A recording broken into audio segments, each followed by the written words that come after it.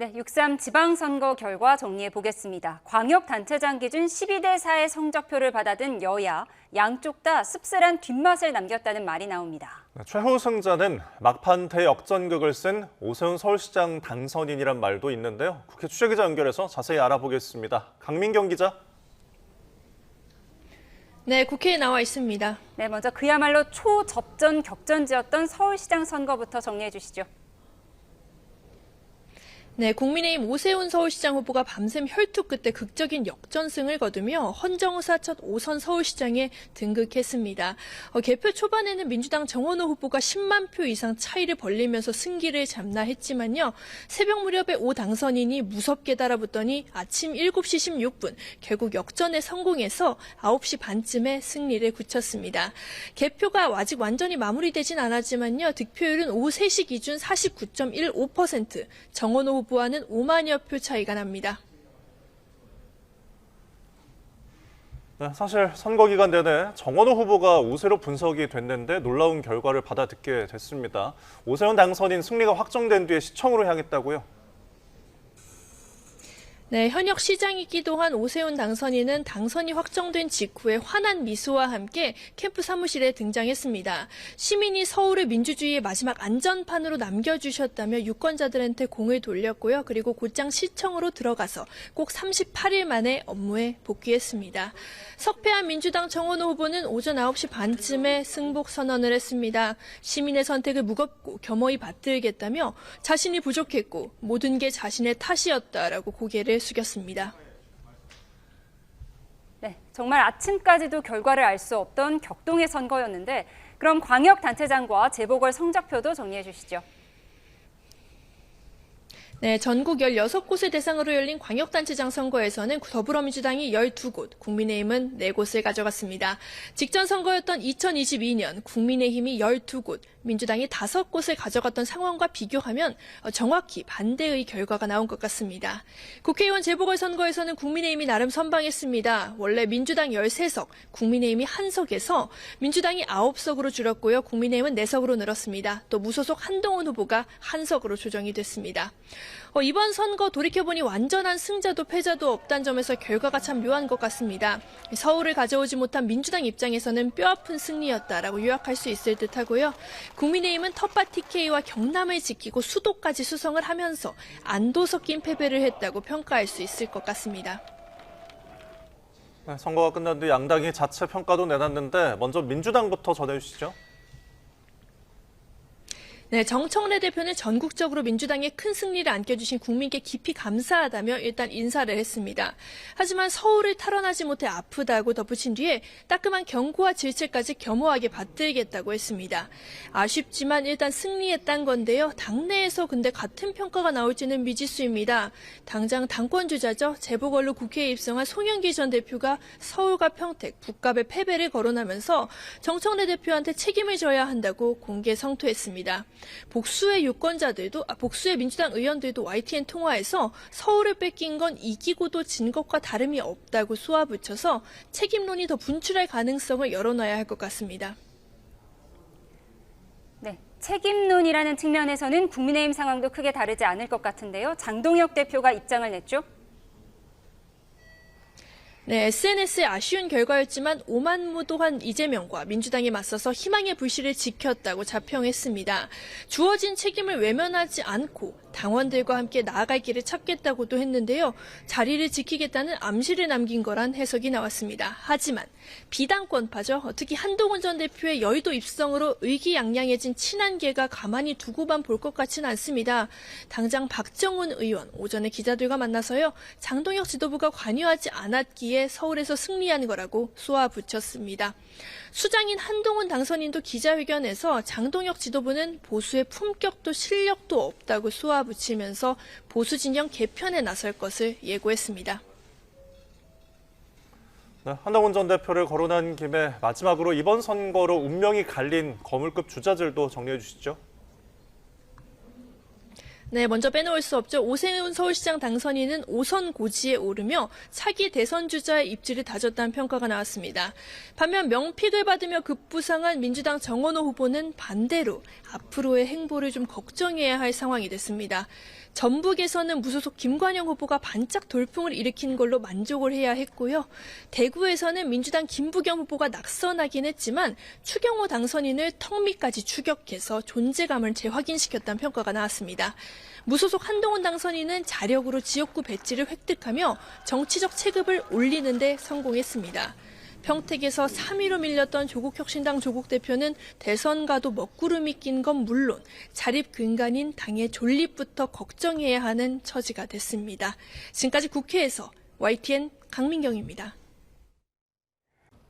이번 선거에선 청와대 출신 참모들의 당락도 주목받았습니다. 네, 대변인 출신 김남준, 전은수 후보가 국회의원 배지를 달았지만 집중 조명받았던 하정우 전 수석은 고배를 마셨습니다. 홍민기 기자입니다. 이재명 정부 출범 이후 청와대 출신 명함을 들고 선거에 출마한 후보는 모두 7명. 이 가운데 대통령의 입으로 불린 김남준 전 청와대 대변인은 대통령의 지역구까지 물려받아 자정전 일찌감치 당선 깃발을 꽂았습니다.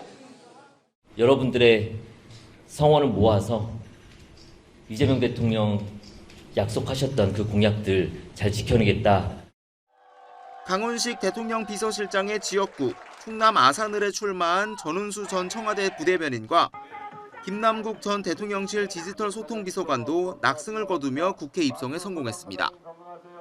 반면 이번 선거의 최대 격전지 부산 북구갑에 출마한 하정우 전 청와대 AI 수석은 끝까지 혈투를 벌였지만 고배를 마셨습니다. 개표 초중반 무소속 한동훈 후보를 7%포인트 가까이 따돌리기도 했으나 후반부에 한 후보에게 추격을 허용했습니다. 지자체장 선거에선 민주당 1호 공천 우상호 전 청와대 정무수석이 강원도지사를 탈환했고 손아정 전 청와대 행정관은 초대 인천 영종구청장에 당선됐습니다. 이재명 정부 집권 2년차를 맞아 여당과 지방정부로 이동에 성공한 청와대 출신 참모들의 역할에 더욱 무게가 실릴 거란 전망이 나옵니다. YTN 홍민기입니다.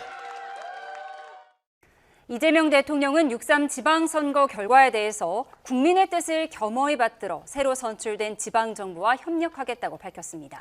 선관위의 투표용지 부족 사태에 대해선 납득하기 쉽지 않은 허점이라며 매우 큰 유감을 표한다고 지적했습니다. 청와대 연결해서 자세히 알아보겠습니다. 홍민기 기자, 먼저 선거 결과와 관련된 이 대통령의 발언부터 전해주시죠. 네, 이 대통령은 오늘 오후 주재한 참모진 회의에서 6.3 지방선거 결과에 대해 처음으로 언급했습니다. 먼저 정부가 지방선거에 담긴 국민의 뜻을 겸허하게 받들어 소속 정당과 관계없이 새로 선출된 지방정부와 적극적으로 협력하겠다고 밝혔습니다.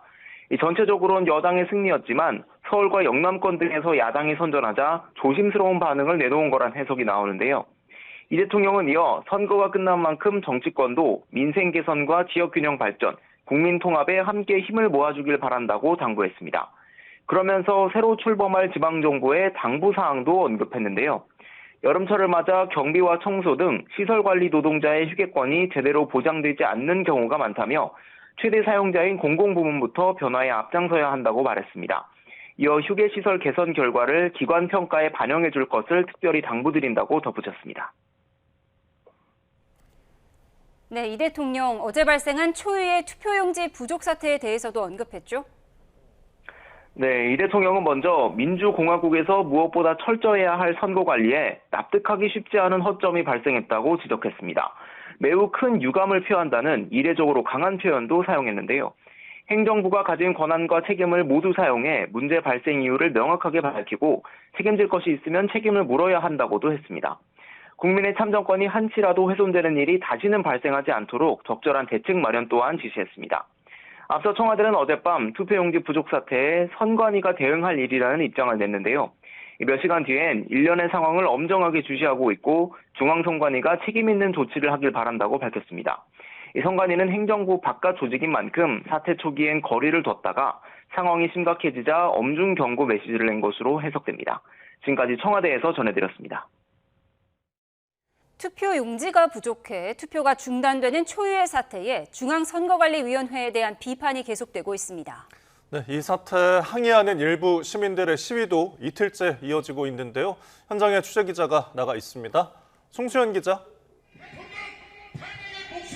네, 중앙선거관리위원회 과천청사입니다. 네, 상당히 소란스러워 보이는데요. 선관위 현장 상황 어떻습니까? 네, 제 뒤로는 중앙선거관리위원회로 향하는 정문이 굳게 닫혀 있고 경찰이 두 줄로 서서 출입을 통제하고 있습니다. 청사 앞에서는 투표지 부족 사태에 항의하는 시위대가 밤샘부터 지금까지 집회를 계속하고 있습니다. 조금 전 빗방울이 떨어지기 시작하자 시위대는 태극기와 성조기로 그려진 우산을 펼쳐들었습니다. 밤사이 1000명 가까이 인파가 몰렸지만 지금은 수백 명 정도가 남아 있습니다. 경찰은 돌발 상황에 대비해 현장에 기동대 200여 명을 배치하고 주변 도로의 차량 통행도 통제하고 있습니다. 시위대 가운데 일부는 부정선거 음모론을 다시 꺼내기도 했는데 수사기관과 법원은 이미 여러 차례 실체가 없다고 못 박았습니다. 네, 투표지 부족 사태가 빚어졌던 잠실 투표소에서도 대치가 이어지고 있죠. 네, 그렇습니다. 서울 잠실동 제2투표소에서도 확성기와 손팻말을 든 사람들이 투표소 입구를 막고 있습니다. 이곳은 이미 개표가 시작된 밤 10시쯤 투표가 마무리됐지만 이틀째 투표함을 깨내지 못하는 상황입니다. 오전에는 김범진 서울시 선관위 사무처장이 투표소를 방문하자 일부 시민들이 김 사무처장을 밀치면서 출동도 빚어졌습니다. 서울시 선관위는 이곳 투표함을 열어야 해당 선거구의 당선인 결정이 가능하다며 시민들을 설득하고 있습니다. 선관위는 대치 상황이 마무리되는 대로 투표함을 올림픽공원 핸드볼 경기장으로 옮겨 남은 개표를 진행할 예정입니다. 어제 이곳을 포함해 서울 송파 12곳과 강남 광진 등 서울 투표소 14곳에서 투표용지가 부족해 투표가 일시 중단됐습니다. 네, 이번 사태에 대해서 선관위가 사과는 했지만 여파가 이어지고 있죠. 네, 선관위는 국민의 신뢰를 훼손한 점에 대해 책임을 통감한다며 대국민 사과에 나섰습니다. 다만 투표용지가 부족한 사안은 공직선거법에 따라 선거의 연기나 재선거 사유에 해당하지 않는다며 개표 중단은 불가능하다고 밝혔습니다. 논란이 계속되자 중앙선관위는 투표지 부족 사태 진상규명위원회를 설치하고 문제점과 원인, 책임을 철저히 따지겠다고 밝혔습니다. 일부 시민단체는 노태학 선관위원장을 포함해 선관위 관계자들을 직권남용과 직무유기 혐의로 서울경찰청에 고발했는데 이번 사태가 경찰 수사로 이어질지도 관심입니다. 지금까지 중앙선거관리위원회 과천청사에서 YTN 송시연입니다. 미국과 막바지 종전 협상 중인 이란이 쿠웨이트에 미사일과 드론을 퍼부어 1명이 숨지고 60여 명이 다쳤습니다. 최근 미군 공격에 대한 보복 조치라며 정당성을 강조해 중동 지역 긴장감은 다시 커지고 있습니다. 정유신 기자의 보도입니다. 폭발음과 함께 불꽃이 건물 주변으로 쏟아집니다. 공습에 놀란 차량들이 급히 대피하기도 합니다. 공항 내부엔 불길과 함께 흰 연기가 자욱합니다. 현지 시간 3일 이란이 쿠웨이트 국제공항을 겨냥해 탄도미사일과 드론 수십 발을 퍼부었습니다. 쿠웨이트 당국은 공항 시설에 상당한 피해와 함께 인도 국적 1명이 숨지고 60여 명이 다쳤다고 밝혔습니다. 지난 4월 휴전 이후 이란의 공격으로 걸프 국가에서 발생한 첫 사망자입니다. 쿠웨이트 항공당국은 한때 항공편 운항을 중단하고 대체 공항으로 회항시켰습니다. 쿠웨이트와 국경을 맞댄 바레인도 이란에서 날아온 미사일 3기와 드론 여러 개를 격추했다고 밝혔습니다. 이란은 최근 미국의 잇따른 공격에 대응하는 보복 조치라고 주장했습니다. 앞서 이슬람 혁명수비대는 이란 유조선과 개심섬 통신탑을 겨냥한 미군의 공격에 대응해 쿠웨이트의 미 공군기지 등을 공격했다고 밝혔습니다. 미국과 종전협상에 참여하는 아바스 아라그치 이란 외무장관은 미국이 민간 선박을 공격하고 휴전을 위반해 좌의적 공격을 수행하고 있다며 쿠웨이트 공습을 정당화했습니다. 이란 최고 지도자 하메네이의 군사고문 모우센 레자이는 모든 총격과 공격에 미사일과 드론 세례로 대응한다고 밝혔습니다. 이에 대해 쿠웨이트 외무부는 이란 주장은 아무런 근거가 없다며 이란 대사 대리를 조치하고 이란 외교관 2명에 대해 출국 명령했습니다. 이스라엘과 헤즈볼라 교전이 여전한 상황 속에 이란과 군사 충돌이 중동 국가로 확산하면서 종전 협상은 갈수록 꼬여가는 모양새입니다. YTN 정신입니다.